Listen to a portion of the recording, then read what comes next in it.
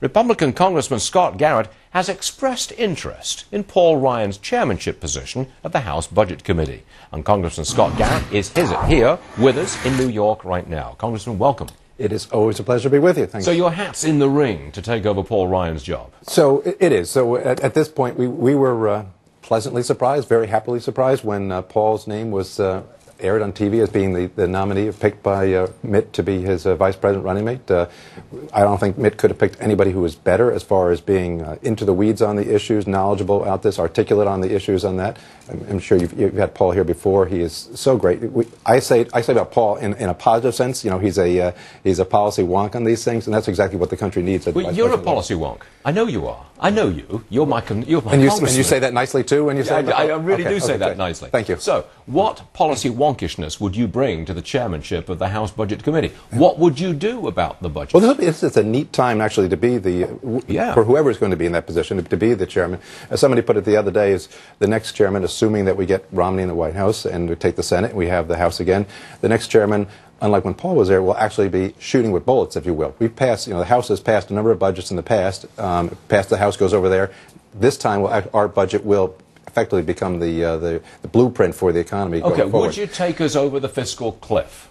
Would you? Well, we'll be... by that I mean, what would you do about taxes, for example? Sure. So, I know it's House Ways and Means Committee, but your budget, but go. Taxes. What would you do? I would abide by the Republican policy and philosophy, which is to say that when you're in a recession, this is certainly not the time to raise taxes. Actually, I've been in office for a number of years. I've never voted for a tax increase. So what we need to do is to set up the framework in the Budget Committee. The actual implementation is exactly as you said, would be some of the more weedy details would be over in weeds in the Ways and Means Committee. Okay. That would be lowering the tax rates and making it spread out. Okay. So lower tax rates. Yes, sir. You with that? Absolutely. And you want to eradicate or limit some deductions. Absolutely. And so which deductions? Mortgage interest, for example?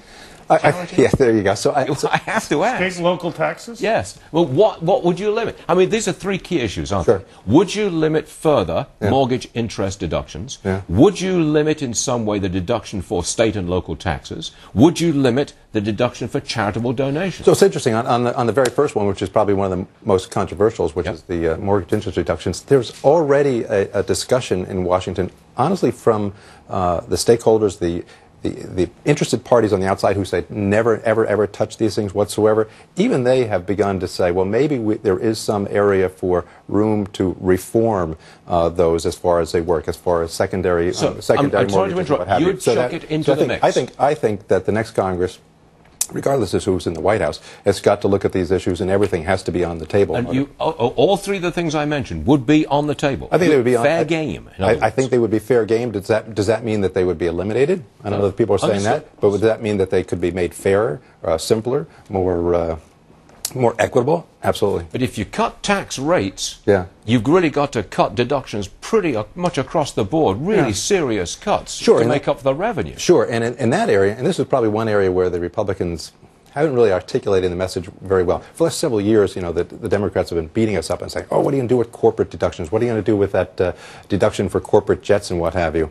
And we never really fought back on that. Although I bet you if you asked any Democrat what actually is the terms of the deduction for corporate jets, they have no clue. But our response should have been, look, we'll take a look at that deduction as well. Put it into the mix, and maybe there'll be adjustments there as well. Isn't it important that we be able to have a fleet of airplanes so corporate America can do its business? Sure, it absolutely is. But, I looked into that and said, what is the actual change in the deduction that we're talking about here? It's just a change in the linear line of the amortization schedule, 5 to 7 years.